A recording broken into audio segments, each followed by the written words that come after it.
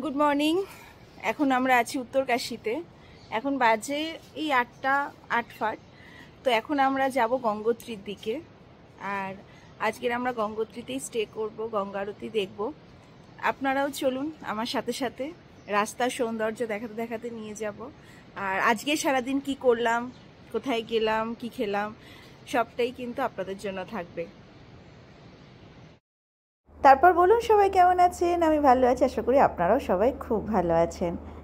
বেরিয়ে পড়েছি উত্তরকাশী থেকে। উত্তরকাশী থেকে গঙ্গোত্রী প্রায় 100 কিলোমিটার। যাওয়ার পথে পড়ে একটা ছোট্ট চেকপোস্ট, এখানেও আপনার পারমিশনটা যাচাই করবে।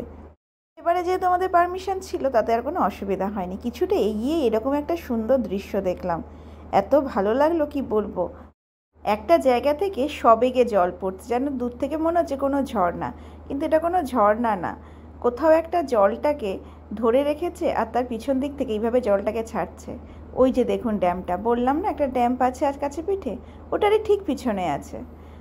আর এখানে দেখলাম বেশ কিছু পুজো না হওয়া মূর্তি রয়েছে, বিশাল বিশাল। তো ভাবলাম একটু ছবি তুলে রাখি। হঠাৎ করে দেখলাম তো, তাই বেশ অদ্ভুত লাগলো দেখতে। শুধু যে এগুলো তা নয়, অন্যদিকে আরও আছে। আর একটা কি বিশাল শিবের মূর্তিও পেয়েছি, দাঁড়ান আপনাদেরকে দেখাই। দেখেছেন মূর্তিগুলো? এগুলো তৈরি করে রেখেছে, হয়তো কোনো মন্দিরে যাবে। আর দাঁড়ান, একটা কি বিশাল শিবের মূর্তি দেখলাম, ওই দেখুন, দেখতে পেয়েছেন? উত্তরকাশীতেই গঙ্গাকে আমরা ছুঁয়ে দেখেছি। সেই গঙ্গাই যেন নিজের উৎপত্তিস্থলে আমাদেরকে পথ দেখিয়ে নিয়ে যাচ্ছে। রাস্তার পাশে পাশে গঙ্গাও চলেছে। আমাদের 2 রাত উত্তরকাশীতে কাটাবার ছিল, কিন্তু উত্তরকাশী থেকে গঙ্গোত্রীর দূরত্ব অনেকটা বেশি হওয়াতে গঙ্গা আরতি দেখে ফিরতে আমরা পারতাম না। তাই নিজেদের মধ্যে আলোচনা করে ঠিক করেছিলাম আমরা গঙ্গোত্রীতেই একটা রাত থাকবো, উত্তরকাশীতে আর ফিরবো না। যাদের হোটেলে আমরা ছিলাম উত্তরকাশীতে, তাদেরই এক রিলেটিভ গঙ্গোত্রীতে থাকে। গঙ্গোত্রীতে তার নিজস্ব হোটেল আছে এবং গঙ্গোত্রী মন্দিরের প্রধান পুরোহিতের মধ্যেও উনি একজন। তো তিনি আমাদের সমস্ত পুজোর ব্যবস্থা করে দেবেন, প্লাস থাকার ব্যবস্থাও করে দেবেন। তো সেই কারণেই আমরা ওখানে থাকবো ঠিক করে নিয়েছি। দুপাশের সিনারি এত সুন্দর, এত অদ্ভুত যে কি বলবো। রাস্তায় জানেন তো মাঝে মাঝেই দেখতে পাচ্ছি রাস্তার উপর দিয়ে ঝর্ণা বয়ে যাচ্ছে। হয়তো বর্ষাকালে এগুলো আরও ফুলে ফেঁপে ওঠে, কিন্তু এখনও যেহেতু বর্ষা নামেনি সেভাবে, তাই সেরকম রিস্কই লাগলো না। হার্শিল পেরিয়ে আমরা আরও এগোচ্ছি। দূরে কিন্তু পাহাড়ের চূড়ায় বরফ দেখা দিয়েছে। গঙ্গোত্রী পৌঁছাতে দুপুর হয়ে যাবে। ব্রেকফাস্ট আমরা গাড়িতেই করে নিচ্ছি, বলেছিলাম না অসংখ্য খাবার আমাদের সঙ্গে আছে। তো যাই হোক, খাওয়া দাওয়ার কিন্তু সেরকম কোনো অসুবিধা হচ্ছে না। কথা বলতে বলতে চলেই আসলাম আমরা গঙ্গোত্রীতে। আমাদের মতো অনেক পুণ্যার্থী এসছেন। গাড়ি যেখানে পার্ক করা হয়েছিল সেখানে হোটেলের লোকেরা চলে এসেছিল জিনিসপত্র নিতে। যদিও তারা জিনিসপত্র নিয়েছিল, তার জন্য তারা মজুরিও নিয়েছিল। এখানে হুইল চেয়ার সিস্টেম আছে। এই যে দেখতে পাচ্ছেন গঙ্গোত্রীর গেট, এখান থেকে আপনি হুইল চেয়ার নিয়ে গঙ্গার ঘাটে যেতে পারেন। আবার হুইল চেয়ারে করেই কিন্তু জিনিসপত্র বয়ে নিয়েও আপনি হোটেলে যেতে পারেন। হুইল চেয়ার প্রতি 200 টাকা করে নেবে। তো আমাদের 2টো হুইল চেয়ার এসেছিলো বলে 400 টাকা ভাড়া নিয়েছে। আর এই হচ্ছে আমাদের হোটেল। হোটেলটা যেহেতু আমরা আগে থেকে জানতাম না, তাই কেমন হবে এটা ভেবে একটু চিন্তায় ছিলাম, কিন্তু না, হোটেলটা দেখলাম বেশ ভালো, বেশ বড়, আগেরটার থেকে তো অনেকটাই বড়। আর এখানকার ওয়েদার দিনের বেলাতে একদম চকচকে রোদ, কিন্তু সেভাবে ঠান্ডা লাগছে না, কিন্তু ওয়েদারটা ভালো। ভাবুন গঙ্গোত্রীতে মে মাসে ঠান্ডা লাগছে না, এমনটা কিন্তু আগে ভাবা যেত না। যাই হোক, পাহাড়ে এবার গরম বাড়ছে। তো বেশি দেরি না করে, খিদে পেয়ে গেছে দেখে তাড়াতাড়ি খেতে চলে গেলাম। বাইরের দৃশ্যটা দেখুন। খেলাম হচ্ছে লুচি তরকারি। এরপর আমরা ঘাটে যাব। এই যে আমরা গঙ্গোত্রীতে এসে এখন গঙ্গায় চানের উদ্দেশ্যে যাচ্ছি। আলপনাদি চান করবে, এদিকে স্মৃতিলেখাও চান করবে, আর আমি একটু শর্টকাট নেব, সেটা হচ্ছে যে আমি জল নেব, তারপরে সে ঘরে চান করব। তো যাই, আর চারপাশটা খুব সুন্দর, চলুন আমাদের সাথে। রাস্তায় নেমে দেখছি কি এখানে পাওয়া যায় না, প্রসাদ, জলের ড্রাম, ঠাকুরের মূর্তি থেকে শুরু করে বিভিন্ন খাবারের দোকান। এছাড়া সোয়েটার, কামিজ তো রয়েছে, পুরো বাজার যেন এখানে। তো সবাই যাচ্ছে, দেখছে, কিনছে, আবার টুকটুক করে হেঁটে হেঁটেও যাচ্ছে। তো আমিও সব কিছু দেখতে দেখতে টুকটুক করে ঘাটের দিকে চলেছি। ঘাটের সামনেই আছে মন্দির। প্রথমে ঘাটে নেমে সবাই চান করবে বলছে, যখন চান করুক আমি তো শুনলেনি, জল নিয়ে এসে বাথরুমে চান করব, চান করে ড্রেস ফ্রেস চেঞ্জ করে তারপর মন্দিরে যাব। মন্দিরটা কাছেই, বেশি দূরে নয় ওখান থেকে। গঙ্গোত্রীর মন্দিরটি ঋষি ভগীরথ দ্বারা প্রতিষ্ঠিত বলে মনে করা হয়, যিনি গঙ্গা নদীকে পৃথিবীতে নিয়ে এসেছিলেন। মন্দিরটি 18 শতকের গোড়ার দিকে নেপালি জেনারেল অমর সিং থাপা তৈরি করেছেন বলে জানা যায়। গঙ্গোত্রী কিন্তু বেশ কিছু কিংবদন্তি এবং পৌরাণিক কাহিনীও আছে। আরও জানেন, তীর্থযাত্রীদের মে এবং জুন মাসেই 4 ঘন্টা করে মন্দির দর্শন করতে দেওয়া হয়। জুলাই থেকে অক্টোবর পর্যন্ত মন্দিরটি শুধুমাত্র 1 ঘন্টার জন্য খোলা থাকে।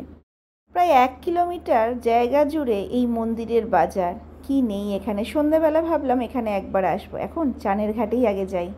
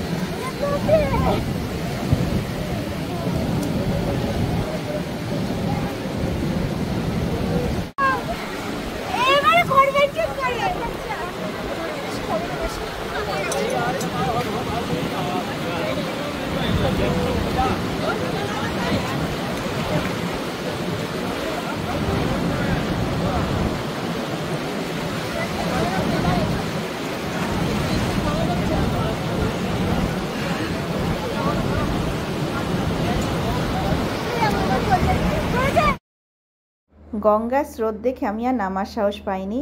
আমি যেটুকু জল নিয়ে গেছিলাম সেটুকুই অল্প অল্প ঢেলে চান করেছিলাম। জল যে কি অসম্ভব ঠান্ডা, কি বলবো, যেন হাত ফাত কেটে যাচ্ছে। যারা চান করেছিল আলপনাদি বা স্মৃতিলেখা ভালো করে, তো মোটামুটি স্মৃতিলেখার তো রাত থেকেই কাশি জ্বর শুরু হয়ে গেল, আলপনা তো 2 দিন পর থেকে হয়েছে। আর গঙ্গাটা শুধু দেখুন, প্রতি স্থলটুকু হয়তো দেখাতে পারছি না, নদীটা এক কথায় অসাধারণ। আমরা এরকম দৃশ্য সত্যিই দেখিনি, দেখে যে মনটা কেমন একটা করছে কি বলবো, শব্দই পাচ্ছি না যে কি দিয়ে এটার বর্ণনা করব। এবার সেই কিংবদন্তি গল্প, রাজা সাগর যিনি অশ্বমেধ যজ্ঞ করেছিলেন এবং অশ্বের ঘোড়াটিকে খুঁজতে তার 60,000 ছেলেকে পাঠিয়েছিলেন। এরা খুঁজতে খুঁজতে ঋষি কপিলার আশ্রমে গেলে সেই কপিলা তার সমস্ত পুত্রকে ভস্য পরিণত করেছিলেন। পরবর্তীতে রাজা সাগরের মৃত্যুর সাথে সাথে ভগীরথ নতুন রাজা হন এবং তার রাজ্যও ভালো চলছিল না। তার অত্যন্ত বিশ্বস্ত পুরোহিতের পরামর্শে তিনি গঙ্গোত্রীতে গিয়ে গঙ্গা দেবীর ধ্যান করার সিদ্ধান্ত নেন এবং পৃথিবীতে নামিয়ে আনেন গঙ্গাকে। কথিত আছে এই গঙ্গাতেই পূর্বপুরুষের আত্মীয়দের বিদেহী আত্মার পাপ ধুয়ে ফেলতে ভগীরথ সমর্থ হন। অসাধারণ দেখতে এই মন্দিরটা, কত মানুষ ছুটে আসে এখানে। মন্দিরটি সম্পূর্ণ সাদা গ্রানাইটে তৈরি, আর তার চারপাশের দৃশ্য কি বলবো। মন্দিরের ভেতরেও মা গঙ্গা ছাড়াও রয়েছে দেবী যমুনা, অন্নপূর্ণা, সরস্বতী এবং লক্ষ্মীর মূর্তি। ভগীরথ ও ঋষি আদিশঙ্করের মূর্তিও রয়েছে গর্ভগৃহের ভিতরে। আর এটা হচ্ছে গঙ্গার ঘাটটা। তখন তো এসে চান করে চলে গেছি, এখন অনেকটা সময় পেয়েছি এটাকে দেখাবার। কি কুলকুল করে বয়ে চলছে রে বাবা, কি স্রোত! আর জলের রঙটা দেখুন, পুরো ধূসর, হয়তো নদীর পার্বত্য প্রবাহ বলে। আর চারপাশটা দেখেছেন কি সবুজের মেলা, কত মানুষ এসছে, কেউই কিন্তু সাহস করে নামতে পারছে না। এই স্রোতে কেউ নামতে পারে? চারিদিকটা চেন দিয়ে আটকানো আছে, ওই চেন ধরে ওখান থেকে মগে করে জল তুলে বা বোতলে করে জল তুলে অনেকে গায়ে ঢালছেন।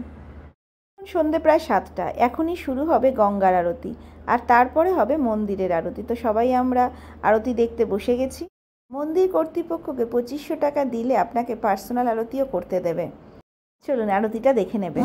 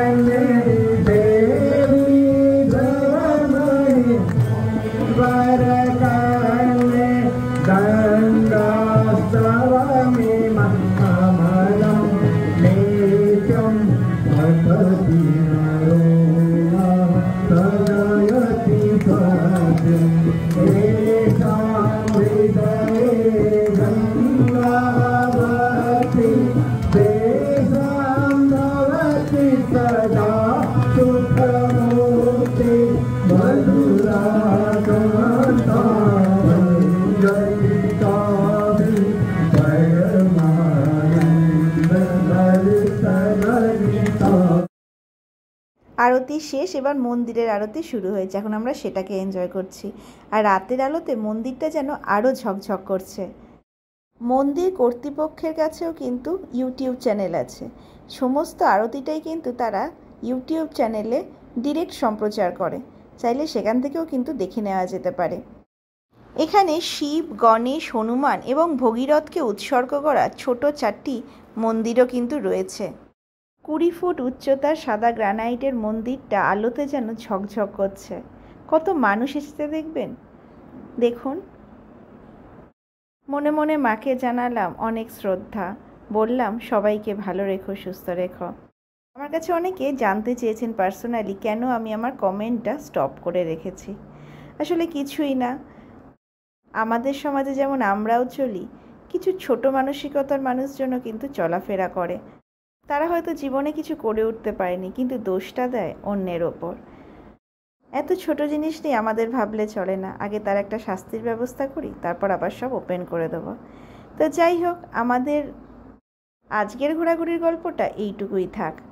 পুজোর পর গরম সুজির হালুয়াটা সারা জীবন মনে থাকবে। যাই হোক, খিদে পেয়ে গেছে, রাতে ডিনার করতে বসে গেলাম। আজকের ব্লগ এখানেই শেষ করছি। সবাই ভালো থাকবেন, সুস্থ থাকবেন, দেখা হবে অন্য একটা ব্লগে। ভালো থাকবেন, নমস্কার।